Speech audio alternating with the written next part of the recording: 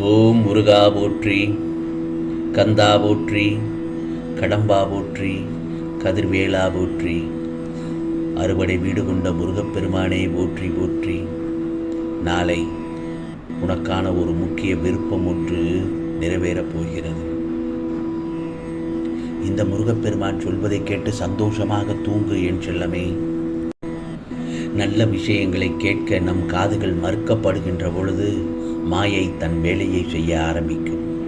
நீ தொடர்ந்து தவறுகளையும் பாவங்களையும் செய்து கொண்டே இருந்தால் ஒரு நிலையில் நான் நிச்சயமாக உன்னை காப்பாற்ற மாட்டேன், கைவிரித்து விடுவேன் என்பதை மறந்து விடாதே. பிறகு அழுது புலம்பி பயன் என்ன? கடைசி நிமிடத்தில் கூட இங்கு எதுவும் மாறலாம். அதைத்தான் சொல்கிறேன். எனவே எதையும் மனதில் சுமந்து கொண்டு வருத்தப்பட தேவையே இல்லை. நான் உன்னோடு இருக்கும் வரை உனக்கு எதிராக இருப்பவர்கள் என்னதான் ஆட்டம் ஆடி உன்னை ஆட்டம் காண வைத்தாலும் கடைசியில் இந்த முருகப்பெருமான் நான் ஆடும் ஆட்டத்தில் அனைத்தும் மாறிவிடும். கவலைப்படாதே, வாழ்க்கையை தொடர்ந்து நடத்து. என்னுடைய ஆசீர்வாதம் உனக்கு எப்பொழுதும் உண்டு என் செல்லமே. கோபத்தில் நாம் பேசும் ஒவ்வொரு வார்த்தைகளும் நாம் நேசிக்கும் இதயங்களையும் நம்மை நேசிக்கும் இதயங்களையும் புண்ணாக்கிவிடும். அதை ஒருபோதும் மறக்காதே. கோபத்தை கொன்றுவிடு, சிரத்தை சிதைத்துவிடு என நான் சொல்வதை சற்று கவனமாக கேட்டு அதன்படி நடந்து கொள். என்ன செய்ய வேண்டும் என்று முடிவெடுப்பது போன்றே என்ன செய்யக்கூடாது என முடிவெடுப்பது முக்கியம். முன் ஜென்ம வினைகளால் சுகத்தையும் துக்கத்தையும் அனுபவித்தே ஆக வேண்டும். கர்மத்தை அனுசரித்தே புத்தியும் வேலை செய்யும். ஆகையால் விதியால் நிர்ணயிக்கப்பட்டதை என்மேல் நம்பிக்கையும் பொறுமையும் உள்ள பக்தன் சுலபமாக தவிர்த்து விடலாம். கடலில் கல் எறிவதால் கடலுக்கு வலிப்பதில்லை, மாறாக கல்தான் காணாமல் போகிறது. விமர்சனங்கள் கல்லாக இருக்கட்டும், நீ கடலாக இரு. உன்னுடைய மனம் நிர்ணயிக்கும் வழியில் நீ நட, மற்றவருடைய மனம் நிர்ணயிக்கும் வழியில் அவர் நடக்கட்டும். வாழ்க்கையில் தோல்வி மட்டும் தொடர்ந்து வந்தால் தோற்றுக்கொண்டே இருக்கிறோம் என்று அர்த்தம் இல்லை, தோல்வியை தாண்டி சென்று கொண்டிருக்கிறோம் என்றுதான் அர்த்தம். ஆம் செல்லமே, உனக்குள் இருக்கும் கவலைகளை தூக்கி எறிந்து என் மீது வைத்துவிடு. என் மீது நம்பிக்கை வைத்து என்னை சரணடைந்து விடு. முருகா முருகா என்று உன்னுடைய பொறுப்பை நான் சுமப்பேன். உன் குடும்பத்தை தாங்குவேன் என் செல்லமே. உன் கண்ணீரை என் விரல்கள் துடைப்பதை அப்போது நீ உணர்வாய். நீ எதிர்பார்க்காத நல்லதொரு திடீர் திருப்பம் அந்த சமயத்தில் ஏற்பட்டது. உன் வாழ்க்கையில் அதாவது இருள்கள் எல்லாம் நீங்கி வெளிச்சமாகும் நேரம் வந்துவிட்டது. நம்பிக்கையோடு, நிச்சயமாக நம்பிக்கையோடு நாளை காலை எழு என் செல்லமே. நல்லதொரு வெற்றிகள் உன்னிடத்தில் வந்து சேரும் நேரம் வந்துவிட்டது. இதுவரை எது நடக்கவில்லை என்று கவலைப்பட்டு கொண்டிருந்தாயோ அதற்கான நிகழ்வுகள் இதோ ஒவ்வொன்றாக நடக்க துவங்கப் போகிறது. வாழ்க்கையில் சந்தோஷமும் மகிழ்ச்சியும் உனக்கு இரட்டிப்பாக கிடைக்கப் போகிறது. நீ எதிர்பார்த்த அனைத்தும் நடக்கப் போகிறது. துன்பப்பட விடமாட்டேன் என் செல்ல பிள்ளையே. ஆம் செல்லமே, உனக்கான வாழ்வில் நிச்சயமாக முன்னேறுவாய். ஏனென்றால் என்னுடைய வாக்கு என்றும் பொய்க்காது. படைத்தவனுக்கு தெரியும் உன்னால் எவ்வளவு பாரம் சுமக்க முடியும் என்று. ஆதலால் எதற்கும் கலங்காதே. நீ வீட்டிற்குள் நுழையும் போது உனக்கு முன் நான் வாசலில் வந்து உன்னை வரவேற்பதும், நீ வெளியில் செல்லும்போது உன்னை வழி அனுப்பிவிட்டு உனக்கு துணையாக வருவதும், உன் குரலுக்கு பதில் கொடுப்பதும் நான் தானே. உன் வேண்டுதல்கள் சற்று தாமதமாக நிறைவேறும் என்பதை புரிய வைக்க இனி வெளிப்படையாக நான் செயல்படுவேன். நிச்சயமாக அந்த தருணத்தில் நீ ஒருவரை சந்திப்பாய்.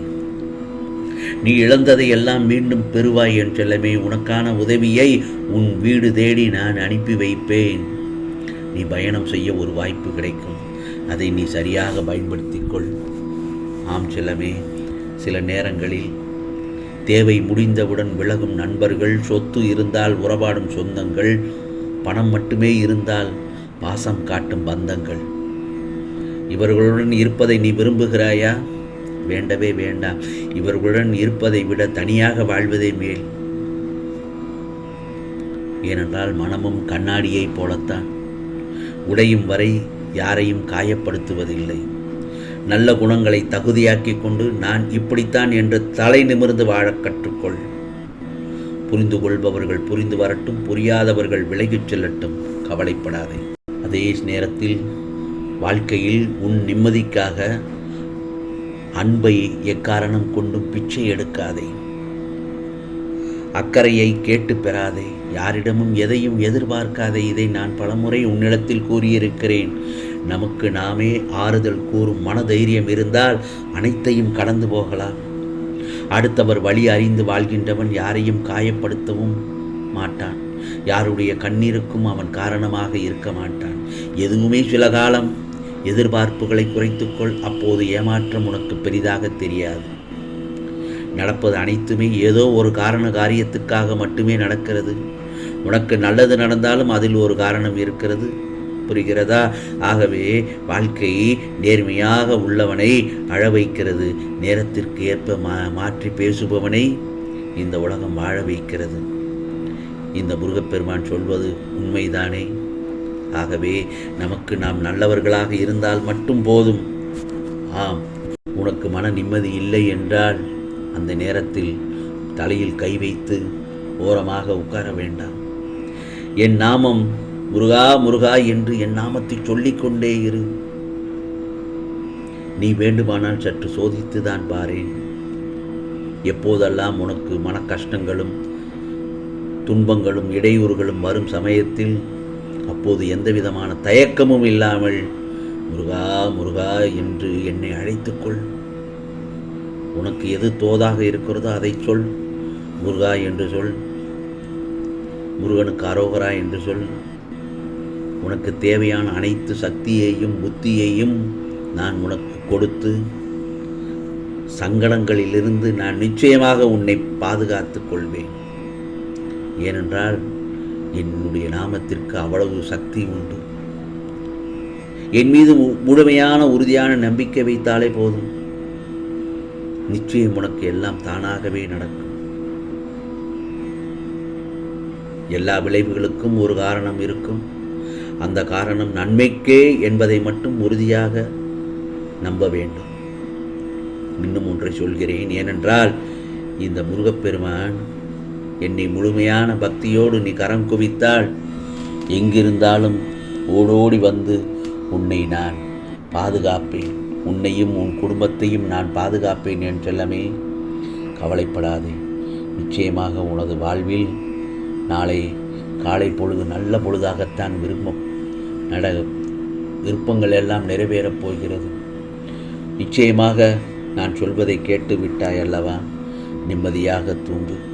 உனக்கானதெல்லாம் நல்லது நடக்கும். நல்லது மட்டுமே நடக்கும். அதுவும் நன்மையாகவே இருக்கும்.